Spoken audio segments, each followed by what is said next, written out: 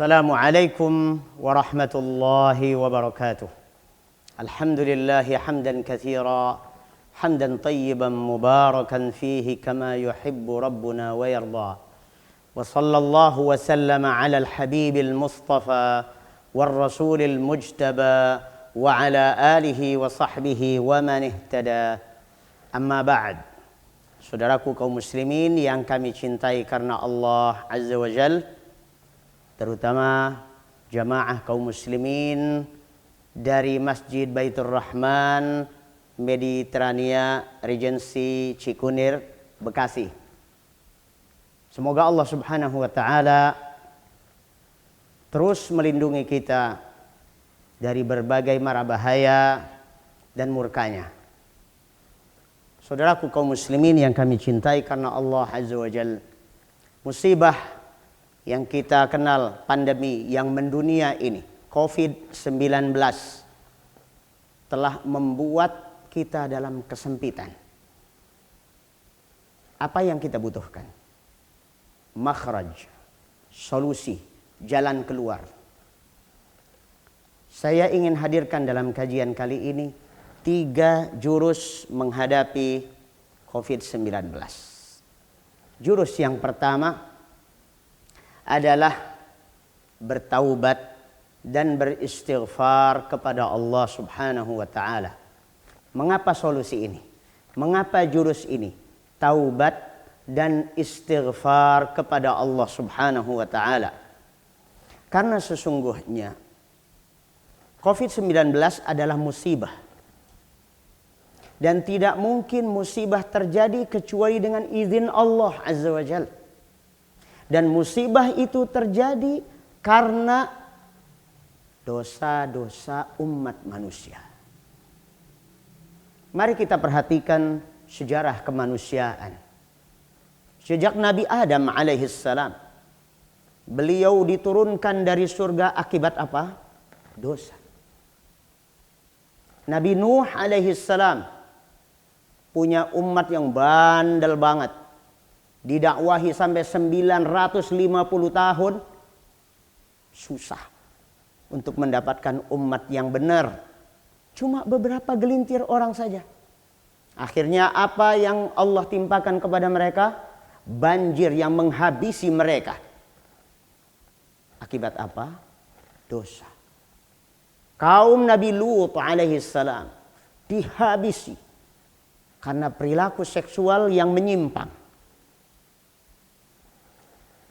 Sekarang menjelang COVID-19 melanda dunia, masih ingat isu apa sebenarnya yang mendunia juga?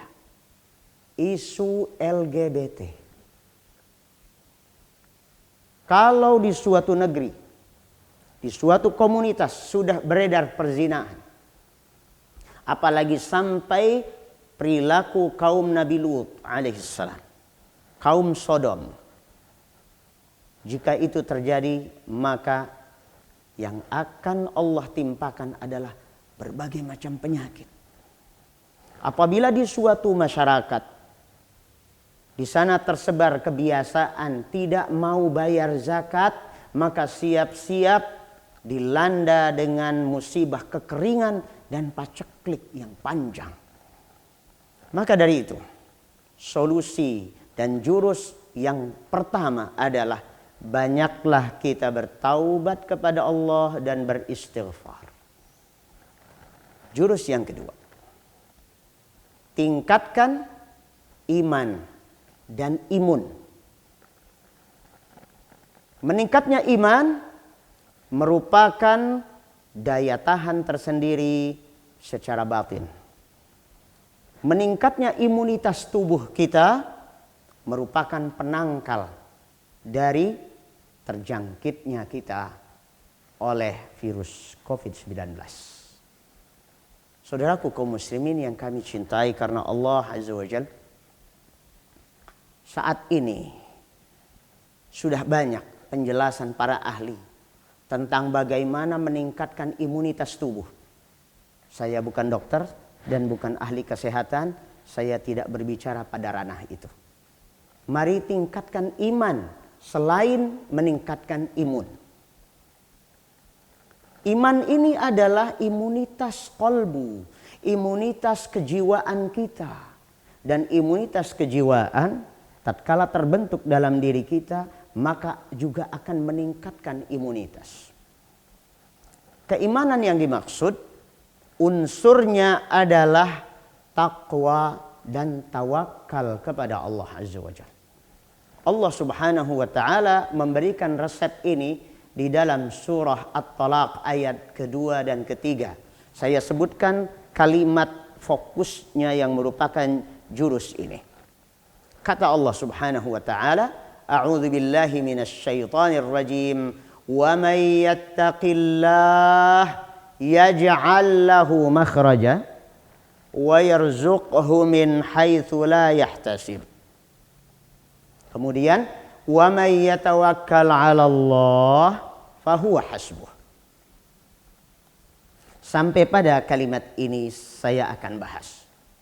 Pertama, kata Allah Subhanahu wa taala, dan barang siapa yang bertakwa kepada Allah Azza wa Jal, maka Allah berkomitmen untuk memberinya jalan keluar. Kesempitan kita sekarang yang kita rasakan, kesempitan ekonomi, kesempitan dalam hubungan sosial, kesempitan dalam banyak hal, sampai anak-anak mau masuk pesantren juga sulit. Kesulitan ini butuh jalan keluar. Siapa yang bisa memberi kita jalan keluar? Pemerintah? Tidak. Pemerintah bingung. Semua orang bingung. Kapan mau mulai buka usaha lagi? Kapan mau mulai buka sekolah lagi? Kapan mulai mau mendaftarkan anak sekolah? Serba bingung. Kita butuh jalan keluar. Siapa yang mampu memberi kita jalan keluar? Allah Subhanahu wa taala. Jangan pernah mengandalkan kekuatan ekonomi, karena buktinya hanya dihempaskan oleh masalah virus kecil, ekonomi rontok. Jangan pernah membanggakan kekuatan militer, karena ternyata negara yang sekarang sangat mengagung-agungkan kekuatan militernya hancur juga karena virus kecil. Abrahah dulu dengan tentara bergajah merasa garam berhadapan dengan Ka'bah. Allah menyerang mereka hanya dengan kerikil kecil dibawa oleh burung kecil. Lumer, Abrahah dan tentaranya.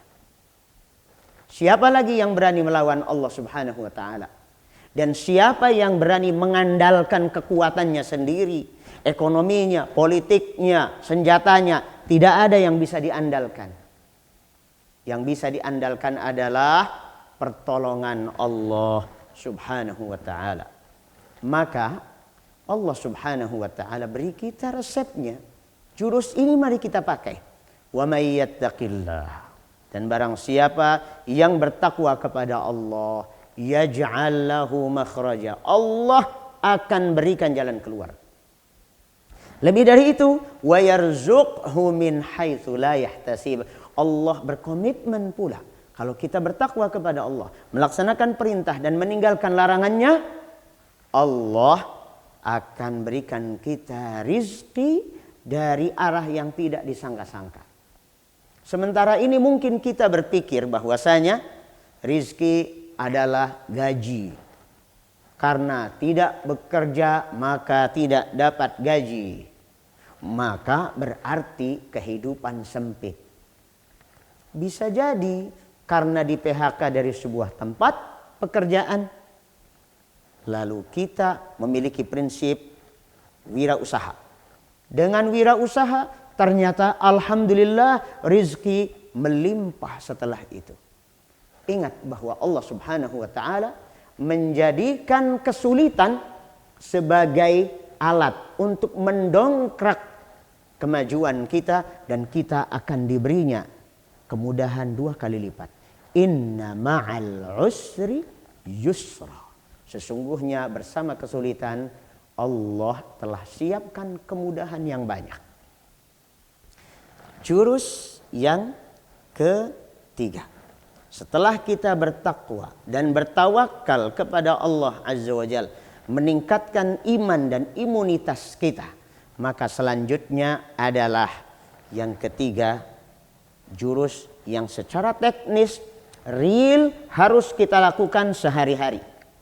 Dan ini sesungguhnya telah diajarkan oleh Islam 14 abad yang lalu. Bukan karena ada corona baru kemudian ada pelajaran ini.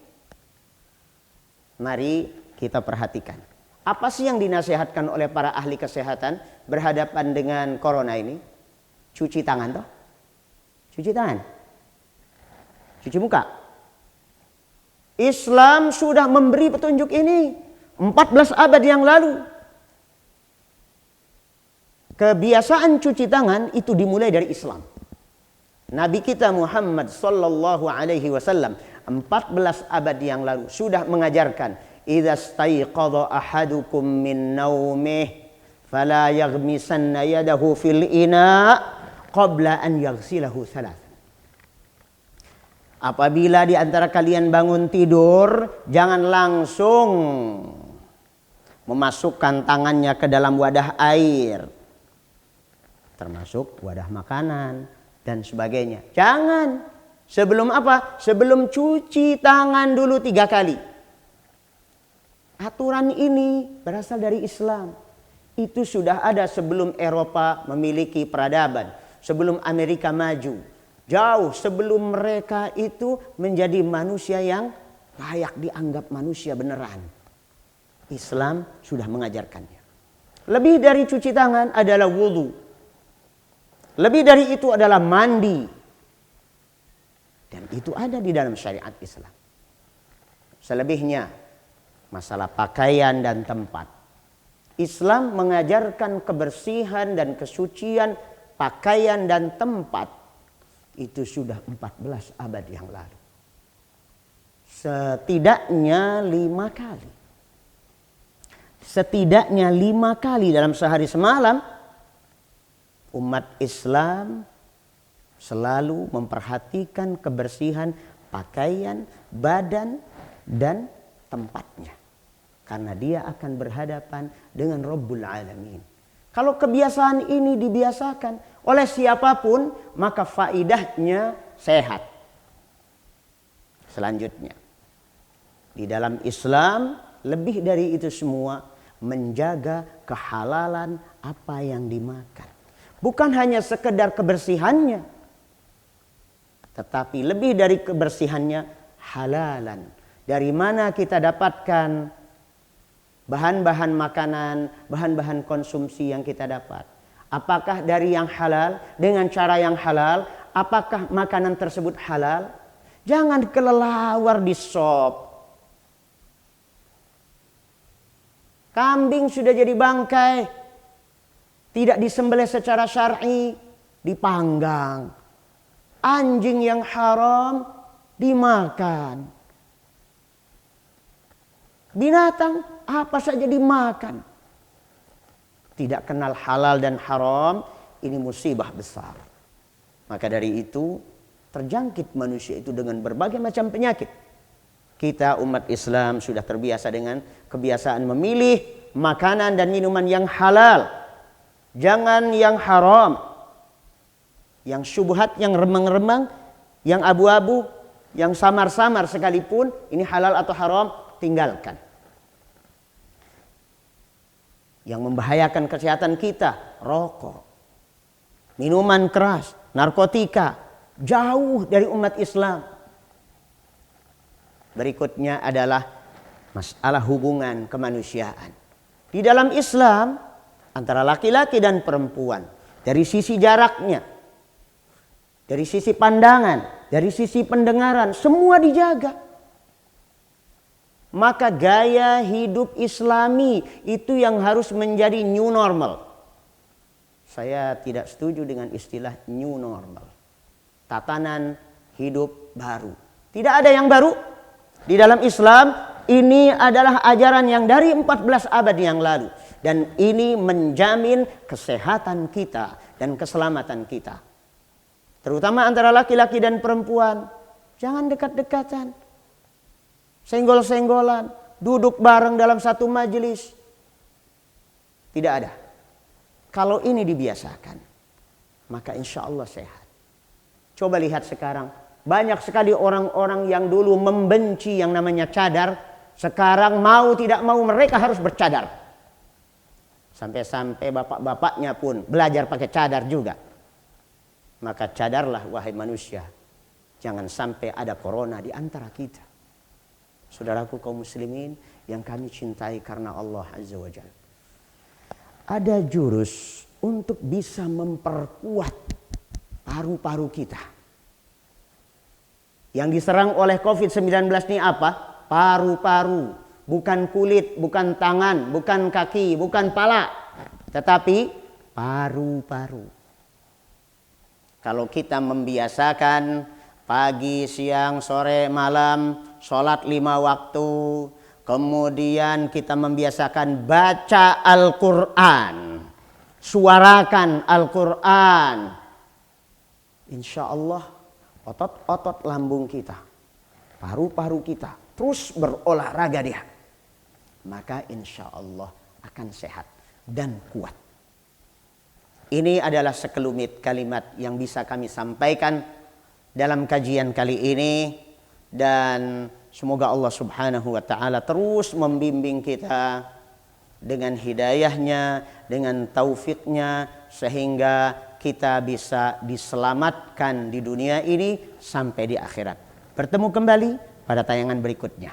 Aqulu qawli hadza wa astaghfirullah li wa lakum wa sallallahu ala nabiyyina Muhammad wa alihi wa sahbihi wa sallam wa akhiru da'wana anil hamdulillahi rabbil alamin.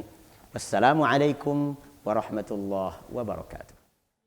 ثم جعلناك على شريعة من الأمر فاتبعها ولا تتبع أهواءهم